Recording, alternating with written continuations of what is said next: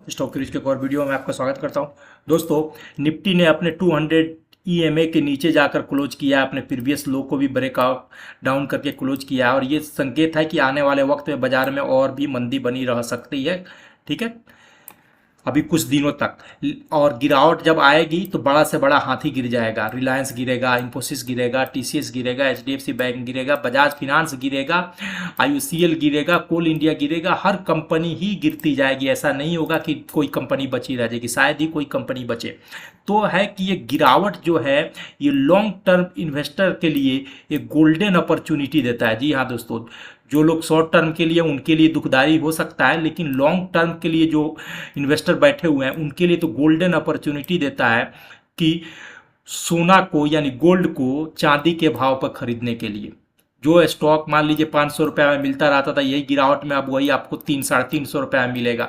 तो यही अपॉर्चुनिटी देता है लॉन्ग टर्म में स्टॉक को उठाने के लिए, अपने इन्वेस्टमेंट अमाउंट को बढ़ाने के लिए, अपनी कैपिटल को उसमें बढ़ाने के लिए, ताकि और सस्ते दाम पर खरीदने के लिए, अपने प्राइस को एवरेज करने के लिए। यहाँ दोस्तों, मैं इसी लॉन्ग टर्म की अपॉर्चुनिटी में एक ऐसी कंपनी के बारे में आपसे बात कर रहा हूँ जिससे बड़ा मल्टी बैगर शायद इंडिया में कोई नहीं है। ठीक है, टाइटन वगैरह का टक्कर देने वाली एक मल्टी बैगर, इन्फोसिस की टक्कर देने वाली मल्टी बैगर कंपनी है और अपने फील्ड की सबसे बड़ी कंपनी है। निफ्टी 50 का हिस्सा है। मैं आपको क्लियर बता दूं, निफ्टी 50 का हिस्सा है। आप यहीं से समझिए, मैं आपको दिखाता हूं कि 8 अप्रैल 2005 को इसकी प्राइस 15 रुपया 21 पैसा की हुआ करती थी। 15 रुपया 21 पैसा।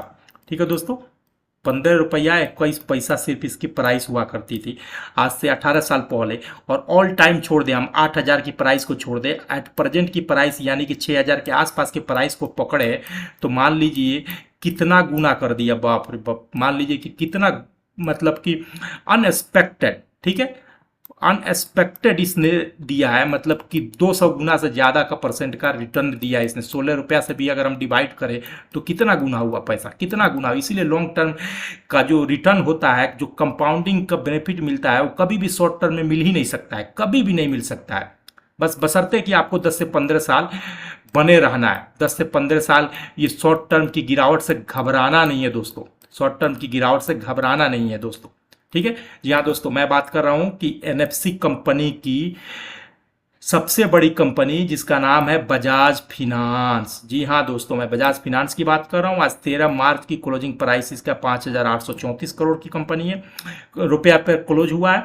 मार्केट कैपिटलाइजेशन देख लीजिए, 3,53,180 करोड़ की कैपिटल की कंपनी है। 52 वीक का हाई इसका है 7,778 का, 52 वीक का लो है 5,220 रुपये, यानी लो के से 600 रुपया ऊपर ही बस ट्रेड कर रहा है।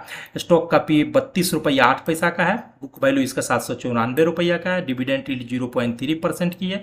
फेस वैल्यू इसका 2 का है। इंडस्ट्री पी 23.1 है। इतनी क्वालिटी कमांड करने के बावजूद भी कोई बहुत ज़्यादा महंगा नहीं मिल रहा है दोस्तों।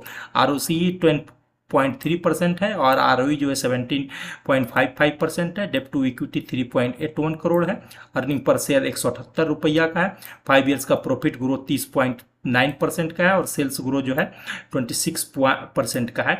प्रमोटर होल्डिंग 55.9% है और ये प्रमोटर जो है बजाज फिनसर्व है, जो कि एक अपने आप में लिस्टेड कंपनी है। इनकी बजाज ग्रुप की बजाज फिनांस की पेरेंट कंपनी है जिसका नाम है बजाज फिनसर्व। अब मैं आपको इनकी वेबसाइट पे लेके आया हूँ। ये बजाज फिनांस और बजाज फिनसर्व की वेबसाइट है। ये लोन देने के लिए बिजनेस में जाने जाते हैं, हर तरह का लोन देते हैं। पर्सनल, बिजनेस, डॉक्टर, हॉस्पिटल जाने की जरूरत पड़ रही है, EMI कार्ड, किसी भी मॉल में जाइए, कोई भी इलेक्ट्रॉनिक सामान, इवन कि अगर मोबाइल तक खरीदना चाहते हैं, अगर आपके पास पैसा नहीं है तो ये आपको लोन देने के लिए तैयार है। ठीक है, आप जाकर इसमें चेक करेंगे और इंडिया का छोटा बड़ा कोई भी शहर हो, आप रोड पे निकलिए, देखिए बजाज फिनांस और बजाज फिनसर्व की आपको होल्डिंग मिल ही जाते हैं। आप इलेक्ट्रॉनिक्स कोई भी दुकान में घुसिए, मोटरसाइकिल लेने घुसिए, टीवी लेने घुसिए, फ्रिज लेने घुसिए, आपको देखिए बजाज फिनांस के वहाँ पर लोग मिल ही जाएंगे, कार्ड मिल ही जाएंगे कि बजाज फिनांस के थ्रू आप फिनांस कर सकते हैं, आप लोन पर सामान ले सकते हैं। रिटेल लोन का बिजनेस करने वाले के लिए जाना जाता है, बिगेस्ट कंपनी है दोस्तों। अब मैं आपको चार्ट पे लेके आऊँ। चार्ट पर एक चीज़ मैं आपको दिखाऊँ, क्लियर कर दिखाता हूँ। ये इनका 52 वीक का प्रीवियस हाई रहा। एट प्रेजेंट जो है ये लॉन्ग डिस्टेंस की सारी लाइन से नीचे ही चल रही है। ग्रीन वाला लाइन 200 डेज की है, येलो वाला 150 डेज की है, रेड वाला जो है 100 डेज की है। प्रीवियस इनका लो जो बना था 5,220 का, जो कि ये है, ये बनाया था इन्होंने जून मिड ऑफ जून 2022 के।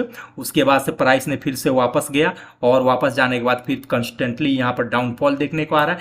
रिसेंट इनका जो लो है वो है 5,687 रुपया का, ठीक है, सॉरी 5,587 रुपया का। और आज के दिन में क्लोजिंग प्राइस हुआ है 5,833 रुपया।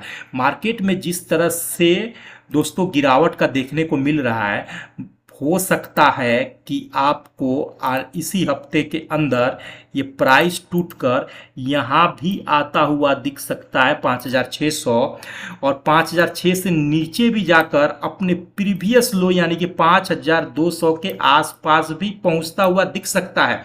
और भगवान ना करे, खुदा ना करे, गॉड ना करे, अगर मार्केट में ऐसी कमजोरी बनी रही तो 5,200 के नीचे भी जाकर और लोअर लो बना सकता है दोस्तों। तो ये स्टॉक में आपको अगर आपने माल लेके रखा हुआ है तो डरने की कोई जरूरत नहीं है। आप इस प्राइस पर भी ऐड किए, इस प्राइस पर भी ऐड कीजिए, और नीचे चला जाता है तो नीचे वाले प्राइस पर भी ऐड कीजिए। इंडिया में इससे बड़ी क्वालिटी वाली शायद ही कोई कंपनी हो, इससे बड़ा मल्टीबैगर शायद ही कोई कंपनी हो, ठीक है। तो आपको यहां पर माल लेकर, अगर यहां पर भी माल लेकर बैठे हुए हैं तो भी आपको डरने की जरूरत नहीं। यहां पर माल लेकर बैठे हैं तो और आपको अपॉर्चुनिटी मिल रहा है कि अपने प्राइस को एवरेज कर लें और इन्वेस्ट में। पहले अगर आपके पास 5 क्वांटिटी है तो 5 क्वांटिटी और यहां पर इस कम प्राइस में ले लिए तो अब आपके पास 10 क्वांटिटी हो गया। बैठा तो नहीं रहेगा मार्केट, हमेशा इधर ही तो नहीं रहेगा। मार्केट हो या आदमी हो, जाना सबको ऊपर है। जब मार्केट यहाँ से आने वाले 1 महीना 2 महीना 3 महीना के बाद मार्केट को तो ऊपर ही जाना है। जब वापस ऊपर जाएगा तो सोचिए आपको उस टाइम पर कितना बेनिफिट रहेगा। शेयर मार्केट का रूल है, गुजराती में एक कहावत है, भाव भगवान छे, और दूसरा कि सस्ता खरीदो यानी कि नीचे खरीदो और ऊपर बेचो। नीचे खरीदो और ऊपर बेचो, बीच का डिफरेंस आपका प्रॉफिट हुआ। क्या होगा कि ऊपर ही खरीदोगे और ऊपर ही बेचोगे तो उतना ज़्यादा प्रॉफिट तो नहीं मिलेगा। प्रॉफिट मिलेगा लेकिन नहीं उतना नहीं मिलेगा। अब इसी स्टॉक को अगर 5,000 पर नहीं खरीदोगे और जब वापस ये 6,000 के ऊपर क्रॉस आएगा तो आप खरीदने भी जाओगे तो नहीं खरीद पाओगे, बोलोगे यार 5,000 से ऊपर क्रॉस करके 6,000 चला गया। आप कभी भी इसके अंदर गिरावट आ सकती है।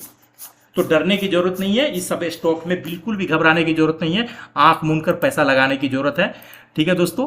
अगर आपने माल लिया है तो आप बेहिचक होकर डरिए मत, बने रहिए, घबराने की जरूरत नहीं है। माल लॉस में बेचकर भागिएगा मत, और अगर आपके पास पैसा है तो माल आप धीरे धीरे इसमें उठाते चलिए, एक एक क्वांटिटी ऐड करते चलो आप लोग।